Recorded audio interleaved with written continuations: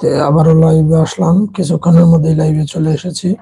So guys, এখন আমি আপনাদেরকে যে বিষয়টি দেখাবো সেগুলো হচ্ছে এগুলো আমি এক্সপ্লেইন করে দেখাবো। দেখুন কিভাবে এগুলো এক্সপ্লেইন করতে হয়, আর এগুলো এক্সপ্লেইন করতে কি কি লাগে, কি কি প্রয়োজন, কিভাবে করতে হয় সেগুলো নিয়েই আজকের আলোচনা। তো এখানে আমার একটি প্লাগ আছে, এটা হচ্ছে সকেটটা এখানে থাকুক। এরপর এখানে হচ্ছে একটি রিলে, এটা হচ্ছে টাইমার, আর এটা হচ্ছে লাইট। তো এগুলো দিয়ে আমি একটি তৈরি করব, একটি লাইভ তৈরি করব। তো এখানে যে ইয়াটা আছে দেখেন, টাইমারের ডায়াগ্রামটি এখানে স্পষ্টভাবে দেওয়া আছে, আপনারা দেখলেই বুঝতে পারবেন।